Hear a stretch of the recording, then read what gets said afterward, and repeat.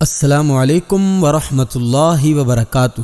آج کی اس نئی ویڈیو میں ہم آپ کو خوش آمدید کہتے ہیں۔ آج ہم اللہ کے جس پیغمبر کا ذکر کرنے والے ہیں ان کا نام حضرت ادریس علیہ السلام ہے۔ آپ کا نام قرآن مجید میں صرف 2 جگہ پر آیا ہے، سورہ مریم میں اور سورہ انبیاء میں۔ سورہ مریم کی آیت نمبر 56 سے لے کر 57 تک اور اسی طرح سورہ الانبیاء کی آیت نمبر 85 میں آپ کا تذکرہ ہے۔ سورہ مریم میں الفاظ یوں ہیں: اور یاد کر قرآن میں ادریس کو، بلا شبہ وہ تھے سچے نبی، اور بلند کیا ہم نے ان کا مقام۔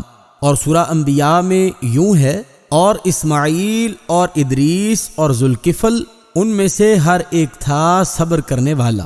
حضرت ادریس علیہ السلام کے نام، نسب اور زمانے کے متعلق مؤرخین کو سخت اختلاف ہے۔ اس وجہ سے ان کے نام، نسب اور زمانے کے متعلق کوئی حتمی اور راجح رائے نہیں قائم کی جا سکتی۔ وجہ یہ ہے کہ قرآن مجید میں تو صرف ان کی نبوت، رفعت مرتبت اور ان کی عالی صفات کا ذکر ہے، اور اسی طرح احادیث میں بھی آپ کی نبوت، عظمت، جلالت، رفعت اور مقام و مرتبہ ہی بیان ہوا ہے۔ اب اس سے آگے جو بھی واقعات ملتے ہیں وہ اسرائیلی روایات ہیں، اور ان میں بھی سخت اختلاف پایا جاتا ہے۔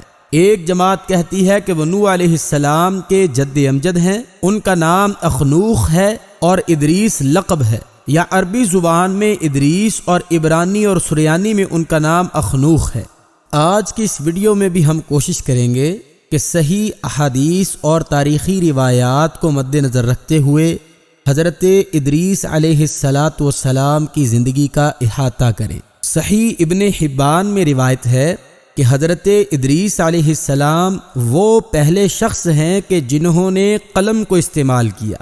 لوگوں کے ایک گروہ کا خیال یہ ہے کہ یہی وہ نبی ہیں کہ جن کا ذکر ایک حدیث میں ہے کہ رسول اللہ صلی اللہ علیہ وآلہ وسلم سے ریت پر لکھنے کے متعلق دریافت کیا گیا تو آپ صلی اللہ علیہ وآلہ وسلم نے فرمایا ایک نبی اسی طرح لکھا کرتا تھا، پس جس کا خط اس کے موافق ہوگا وہی ٹھیک ہوگا۔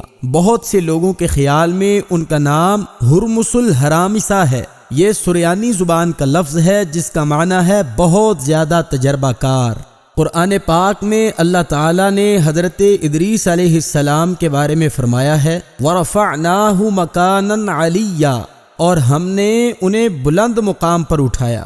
اس کی وضاحت صحیح بخاری اور صحیح مسلم کی اس حدیث سے ہوتی ہے جس میں یہ ذکر ہے کہ معراج کی رات 4تھے آسمان پر رسول اللہ صلی اللہ علیہ وآلہ وسلم کی ان سے ملاقات ہوئی تھی۔ اور اسی طرح حضرت ابن عباس رضی اللہ تعالی عنہ نے حضرت کعب رضی اللہ تعالی عنہ سے اللہ کے اس فرمان وَرَفَعْنَاهُ مَكَانًا عَلِيًّا کے متعلق دریافت کیا تو انہوں نے جواب دیا کہ اللہ نے ادریس کی طرف وحی کی تھی کہ تمام اولاد آدم کے اعمال کے برابر میں تمہارے اعمال آسمان کی طرف اٹھاتا ہوں۔ یہ سن کر ادریس علیہ السلام کی خواہش ہوئی کہ ان کے اعمال میں مزید اضافہ ہو، تو انہوں نے اپنے ایک دوست فرشتے سے کہا کہ آپ ملک الموت سے میری عمر کے متعلق دریافت کریں۔ چنانچہ فرشتے نے ادریس علیہ السلام کو اپنے پروں پر بٹھایا اور آسمانوں کی طرف لے کر اڑا۔ جب 4تھے آسمان پر پہنچا تو ملک الموت سے ملاقات ہوئی۔ وہ نیچے اتر رہا تھا۔ فرشتے نے ملک الموت سے ادریس کے متعلق بات کی تو اس نے پوچھا ادریس کہاں ہیں؟ جواب دیا میرے پروں پر۔ ملک الموت حیرت سے کہنے لگے کہ مجھے 4تھے آسمان پر ادریس کی روح قبض کرنے کا حکم ہوا تھا، اور میں سوچ رہا تھا کہ ادریس تو زمین میں ہے، میں 4تھے آسمان پر اس کی روح کیسے قبض کر سکتا ہوں؟ پھر اس نے وہیں پر ادریس علیہ السلام کی روح قبض کر لی۔ اسی کے متعلق اللہ تعالیٰ کا فرمان ہے اور ہم نے انہیں بلند مقام پر اٹھایا۔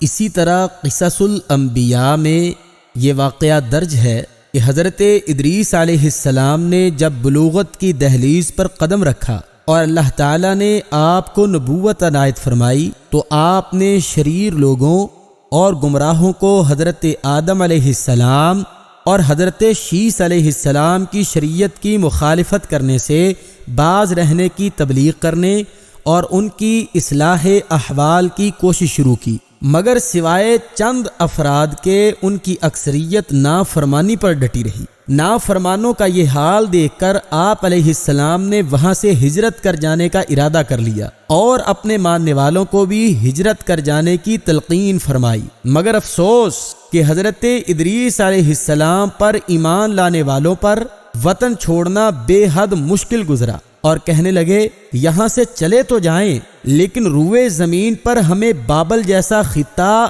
اور علاقہ کہاں سے ملے گا؟ سریانی زبان میں دریا کو بابل کہتے ہیں۔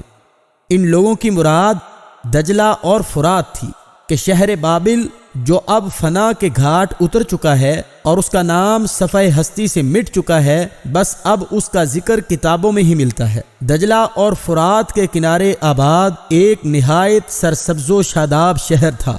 اپنی بے پناہ شادابی کی وجہ سے اسے بابل یعنی دریا ہی کہا جانے لگا تھا۔ یہ مشہور شہر عراق میں تھا۔ حضرت ادریس علیہ السلام نے انہیں تسلی دیتے ہوئے فرمایا، جب ہم خدا کے لیے اس شہر سے ہجرت کر جائیں گے تو اللہ ہمیں اس کا بدل ضرور عطا فرمائے گا۔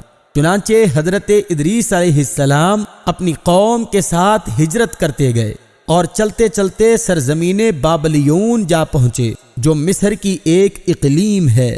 وہاں انہوں نے مشہور زمانہ دریائے نیل دیکھا جس کے سرسبز و شاداب کنارے خالی اور بے آباد تھے، گویا کہ بڑی بے تابی سے کسی کے وہاں آ کر آباد ہونے کے منتظر تھے۔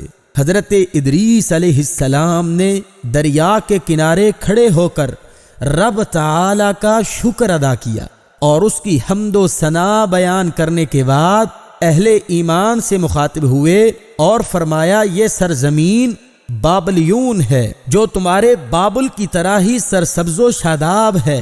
اس روایت کے ظاہر سے یہ بات واضح ہوتی ہے کہ اس جگہ کا نام حضرت ادریس علیہ السلام نے ہی رکھا تھا۔